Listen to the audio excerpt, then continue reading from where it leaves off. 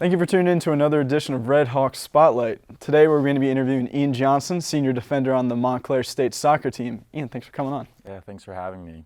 I wanted to start off by talking about your soccer career. So you were recruited from Morristown High School to come play here at MSU. Correct. So I'm assuming you've played soccer basically your whole life, right? So what really drew you to start playing soccer, and what's gotten you to continue playing all this time? I never really had a choice growing up. My older brother, he's 11 years older than me. He was always playing soccer, so when I was born, he forced me, even before I could kick a ball, to kick a ball. And then I always wanted to be like him. So as soon as I could start walking and kick a ball myself, I jumped onto a team, started playing with people that were older than me, and fell in love with it. And I just wanted to be exactly like him. So he was definitely a big influence in why I started playing soccer. So I'm sure Coach Tumulty was probably a big reason of why you decided to come here to Montclair State. So I know he has a large history of success here. Ever since he's been here, there's been like NCAA tournaments, different conference championships and stuff. What exactly has he taught you, not only as a player, but like as a person as well? He's taught me many lessons on the field, but also off the field.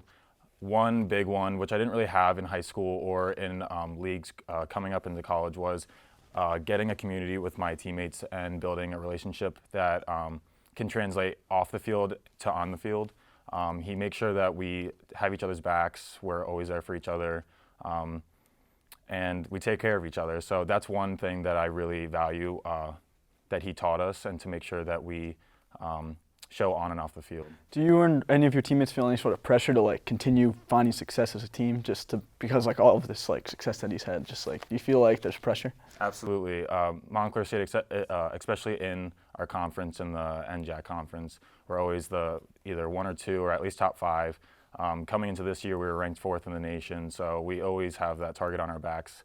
Everyone always wants to beat us, so definitely when you get recruited here, he tells you like we always have that pressure. We always have to live up to our expectation. Okay, so I wanted to talk about a little bit about last season. You guys got to the Elite Eight. Congratulations. Thank you. And I wanted to actually talk about the opening round that you guys were in. You tight game against Colby College. You had a huge win. You won 4-3 in PKs. I mean, there's nothing more exciting than that. Yeah. But in the second overtime, you made a really big play to save the goal that probably ultimately saved the season. Can you describe that moment? Like, what was going through your head? Well, I think it was double overtime or second overtime, yeah. And I don't know, it was just kind of back and forth the whole game. There wasn't really anyone who was dominating over the other team, so I just knew to kind of play it safe. And when I saw a ball get crossed over our goalie was out of his box, and I just kind of went back on his line just to kind of cover him. It all happened so fast, I don't really remember, but then after the fact, everyone just kind of looked around and we were like, oh wow, like we really could have just been out. So yeah, that was probably one of my favorite memories, just because we wouldn't have gotten to the Elite Eight other than the fact that my team had a big part of it. It was special for me. What did your brother think about that? Because I know you just said he was a big influence on you. Was he pretty excited about all that? Yeah, he's like my #1 fan. So after the game, he always texts me, and my mom and him were like, "You guys like really could have been out. So good job," because you don't really get a lot of glory playing in defense. It's usually the goal scorers that get all the glory. But in that moment, I kind of felt a little of the glory that I haven't really received. Not that I need it or I necessarily deserve it over anybody else, but it felt nice. Okay.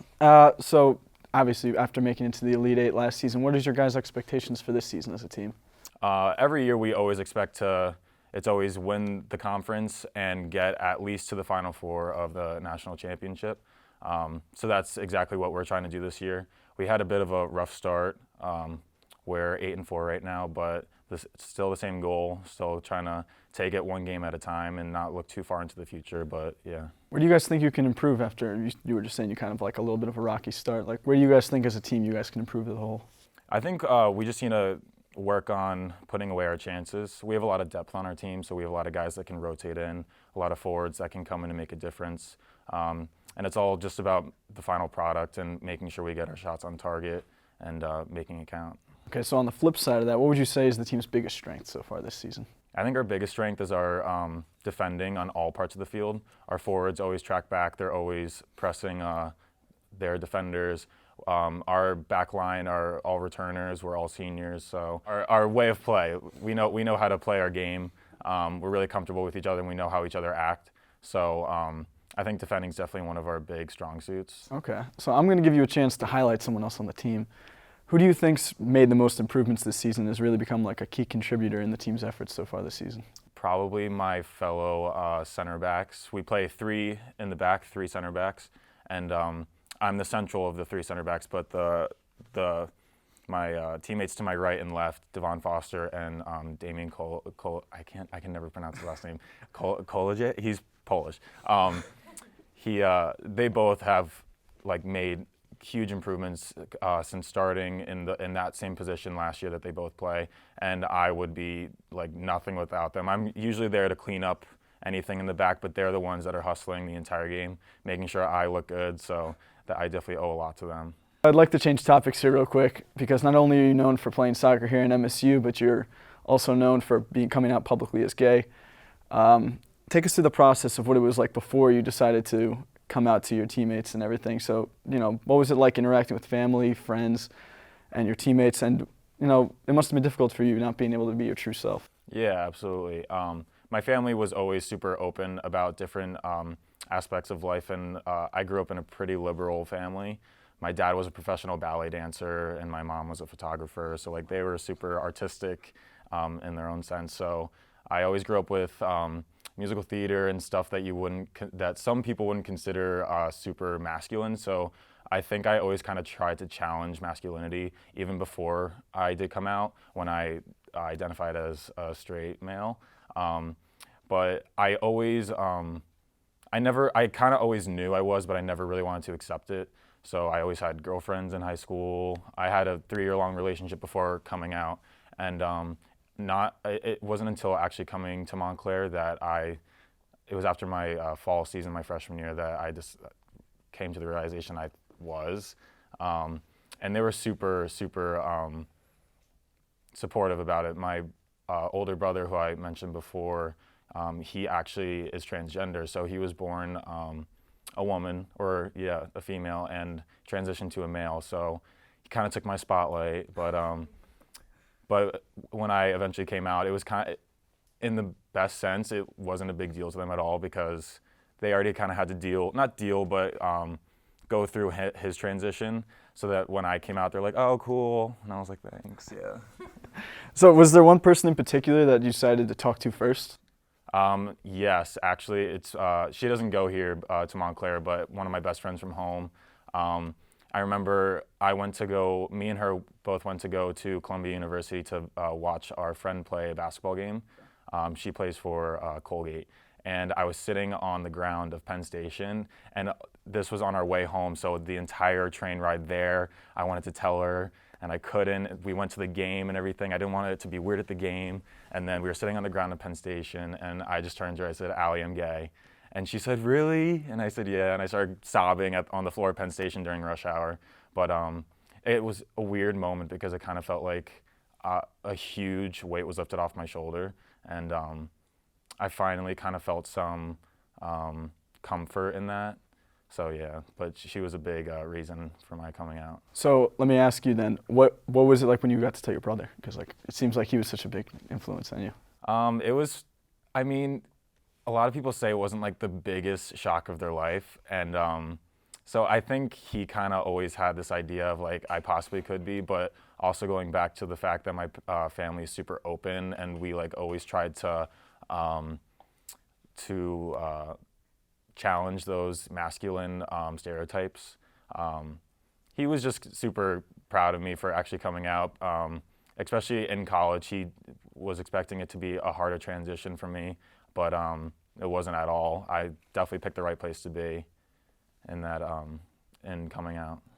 So sorry to keep going back to the same topic, but like going out to your teammates, just like, in my head, I'm just imagining just like a room full of people and you're just telling them, but like I'm sure that's definitely not how it went, right? No, yeah. So I actually came out New Year's of my freshman year in 2016, going into 2017, and I just posted on Instagram. I didn't even tell anyone, and so I didn't want to make it a thing. Like I told a few people, and then people were like, "Oh, I heard he's gay." I didn't want it to be one of those things. I wanted to be super open about it.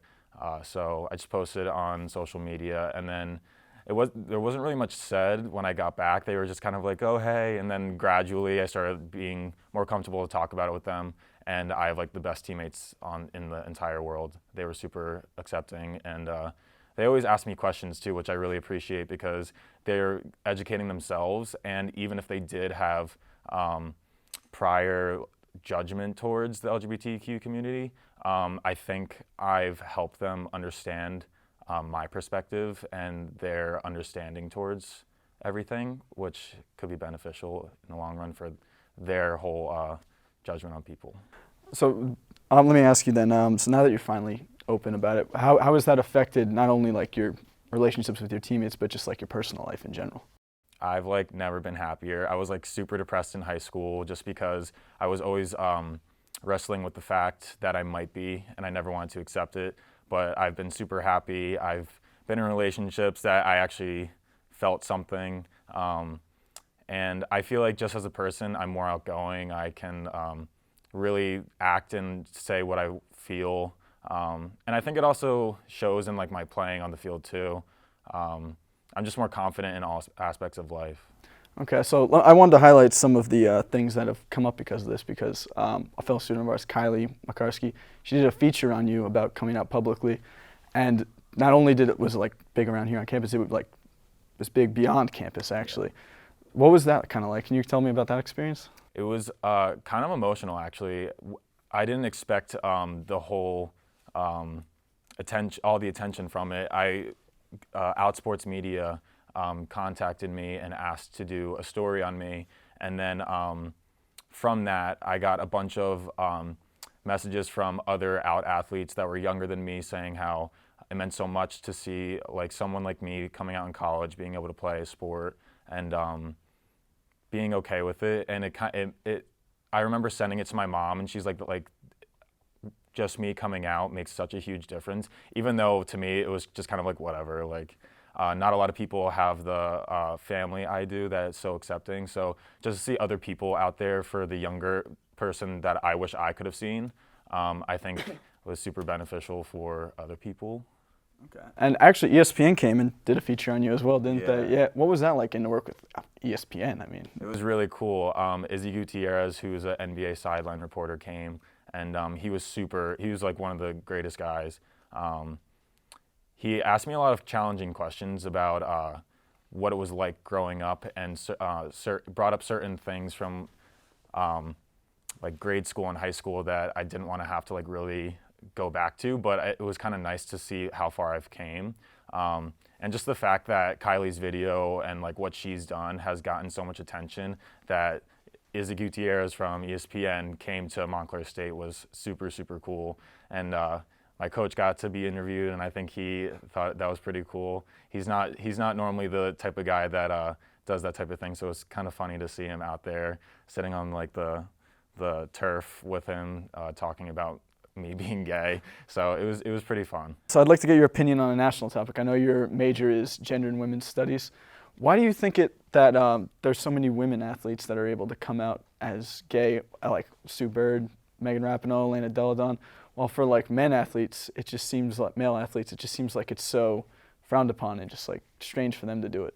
I think there's not a lot of representation of queer male athletes out in professional sports, which is one of the things I wasn't able to look up to, like the women's sport does. There could be a queer girl out there that looks up to Megan Rapinoe and Sue Bird, like you said, and she feels comfort in coming out and playing the sport that she plays. But I never really had that person to look up to, especially in my sport. So I think hopefully in the future more and more will come out.